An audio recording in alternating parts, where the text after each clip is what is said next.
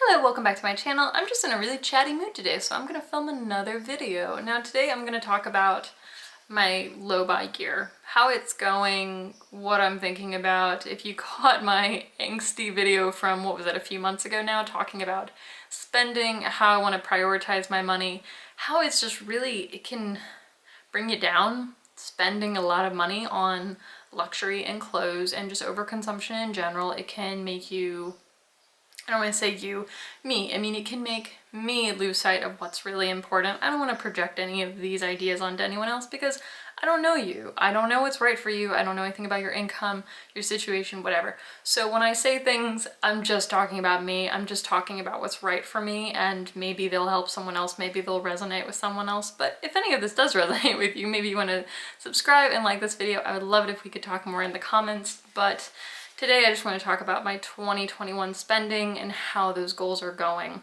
I've mentioned before how I really want to learn French. I really want to learn a language. I'm probably not going to sign up for the classes until after my husband and I move. We're going to be moving in June, and that comes with a lot of expenses. You know, you have to deal with putting down security deposits, waiting to get your old security deposit back. We're renters right now just because we have to move so frequently. So I've had to keep a closer eye on these things. Highly recommend getting a notebook. If you are thinking about doing a low-buy year, if you're worried that you're struggling with your spending, if you're worried that shopping has become an emotional crutch, I can relate to that. And I found that I was just shopping way too much. I was buying these things as a little pick-me-up rather than turning to other things like cuddling with my cat, reading a book, learning something new, all those wonderful things that you can do. And I love them. Those things are actually important to me, but shopping just became a really easy outlet. But if any of that makes sense to you, I would highly recommend getting a little notebook. These were from Paperage. I got them on Amazon. It came in a set of 3 and I love them. It's small enough that I can keep it with me. I can jot down ideas. Right now I have written down everything that I've purchased and how much it cost. Now I said I was going to try and buy fewer than 24 things, just anything. Right now I'm at 7. But I will say that the things I bought have been used, they've been useful, they've been beautiful. I haven't been stressed to spend the money because I wasn't having the constant stream of packages come in. Now, it's funny saying that because I am actually expecting a package today, and that will be number 8, assuming I keep it. So I'm going to share with you some of the things I wanted to buy and what I've purchased so far. I do have my wish list written down here, and Fendi Peekaboo is now checked off. I did manage to get that. I wanted to get another pair of Manolos, and I haven't shared this with you yet, but I did buy them. This is the pink sparkly hankies. Maybe this seems like a weird purchase because if you've seen my other videos, you'll know that I have the bronze sparkly fabric. But you know what? I just loved them so much, so when these went 30% off, I decided to buy them. They're very comfortable after I wore them for several hours on a day out, and I just loved them. And I knew that I would reach for the pink with different outfits. My husband was like, what is the point of this? What are they doing for you that your bronze ones aren't? I was like, well, 1, they'll last longer because now I can alternate between them. And 2, I do think that I'll wear these with different outfits. For example, I love pink and red together. So that is something. But that was immediately, I wrote it down in my notebook. I can see how much it cost. I can constantly be reevaluating what I'm spending.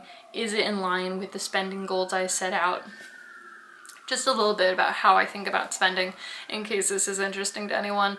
But I look at, can you hear the sirens? If you can, I'm very sorry. I'm sure they'll stop soon. But if you, what was I gonna say? Okay. At the beginning of every single year, I look at my expendable income. I think about how much my rent is, how much I want to be spending on food. I am super into budgeting. I get so nerdy. I break out the spreadsheets. I love it. My husband hates it, so he's really glad that I'm into it because it means he doesn't have to think about it. But I have a specific number for how much we're going to be spending on food because otherwise my husband and I can spend so much money on food and wine, and we like to be home. He's a fantastic cook. I am spoiled rotten in that regard. Like, we can go so overboard on food, and we do love to eat out when we can and try new restaurants, so keeping a really close eye on that is really important. At the beginning of the pandemic, our spending it skyrocketed because I was home so much. We were indulging in food a lot more and trying new wines. So yeah, okay. But basically I break down all our budgets, and I think about, this is how much money I want to spend on clothes and shoes, purses, all of just the things that I love. I really do love to indulge in them. They bring me a lot of joy, as long as they're balanced with other things, and those things are typically free, like hiking and hanging out with my family. So oh God, I can't recommend it enough.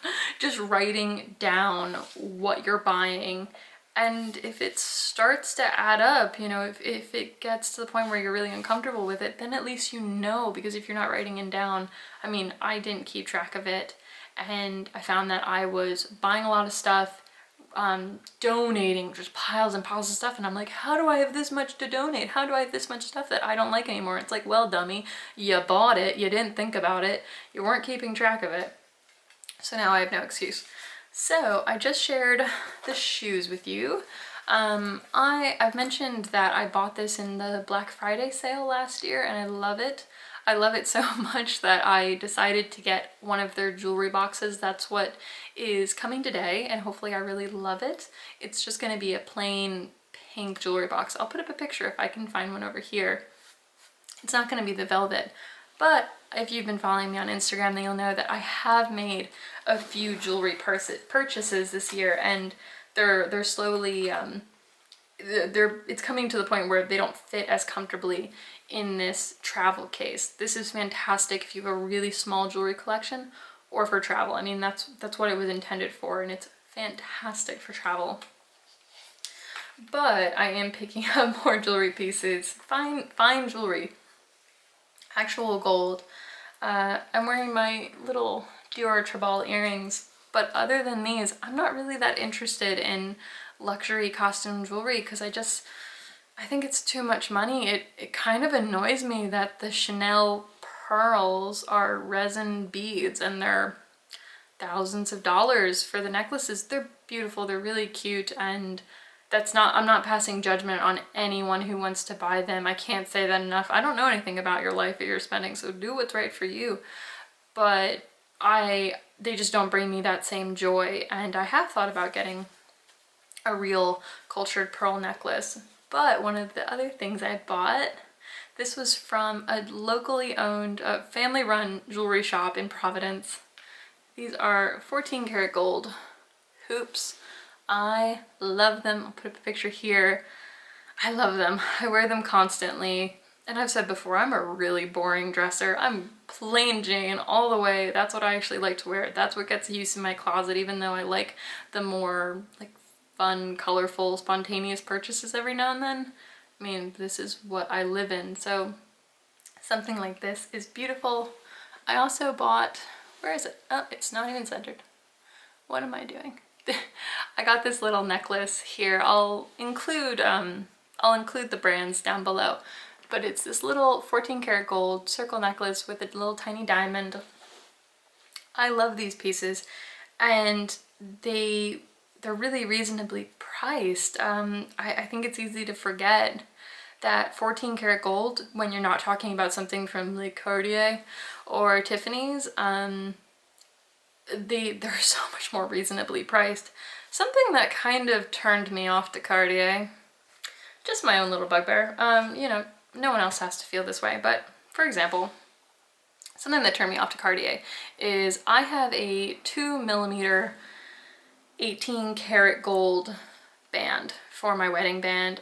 You might have noticed I often don't wear my engagement ring just because I'm constantly working with my hands. I'm cleaning throughout the day. I just don't wear it that much. I always wear it when we go out, even though sometimes I forget. My husband gets annoyed with me. But I'm always wearing my 2mm 18 karat gold wedding band. And this was less than $200. I can't remember quite how much we paid. The Cartier version is like 4 times the price. It's the same thing. You know, jewelry, fine jewelry, unlike bags and all that stuff, is it's strictly, it's graded, it's regulated. You can't claim it's something it's not. You can't, you know, when it comes to quality, when you're talking about diamonds, it's very clearly stated. You have independent organizations that actually judge these things. So you can't, the price for me is just, it's a little different. I view them differently, and I'm not judging anyone who decides to spend more. I mean, clearly I will buy things partly because of the name, and I'll spend more partly because of the name, because like a leather bag, you know, I know I'm partly paying for the name. I know that. Manolos. Oh, you know you are partly paying for the name. However, there is something to the construction here and your comfort, how well it's made. But when it comes to fine jewelry, I'm more attracted to locally owned shops. And as soon as I bought them, they went in this notebook. So that's just something to think about. Is there anything else in here that I wanted to share? Oh, one more thing. I did get this dress. It was greatly reduced in price. This is from a brand, Lafayette 148, New York. I love this brand. You can often get it on sale at Saks, Nordstrom, Neiman Marcus. You can also get them directly from their store. I love this company. They have such incredible initiatives. They really prioritize female leadership, environmental awareness. They're brilliant. Also, something I thought was really cool. So this is a silk dress. I'll try to find a picture and put it up. This is a silk dress, and I've been learning more about just the environmental factors when it comes to making these clothes, the cost of production. Obviously, silk is more environmentally friendly than polyester, far fewer CO2 emissions. Also, something I think is really cool about silk, and I've mentioned this before, is how you can actually compost natural fibers. That is brilliant. So what you can do is you can wear your clothes to within an inch of their life and then compost them. Now, one reason I love this brand, I reached out to them to ask them if their sewing thread was cotton or polyester. I didn't expect it to be cotton, but I wanted to check. Almost no one uses cotton. Nobody does it. Yeah, there's nothing else to say. Technically, if you wanted to be very fancy and precise, you would use a cotton thread on silk fabric. But pretty much everyone uses polyester. They got back to me immediately. I reached out to other brands where I frequently purchase silk items. None of them got back to me. This company did. And they were amazing. They were so thorough. They directed me to the right person because their customer service wasn't quite able to help, but they immediately forwarded my message, and that department got back to me within a day. And it was just brilliant. And they explained, you know, we're always looking to improve. We do use a polyester thread because it's easier on the machines. It's a lot more durable when the machines are putting the clothing together. But they are, you know, they're always looking at new options. When it comes to composting, you just remove the non-compostable parts. So, you know, you can cut out the thread, you can just cut these into small pieces, you can remove the buttons. So it is still actually an option. But I just thought that level of communication was amazing because no other brand got back to me. So that was amazing.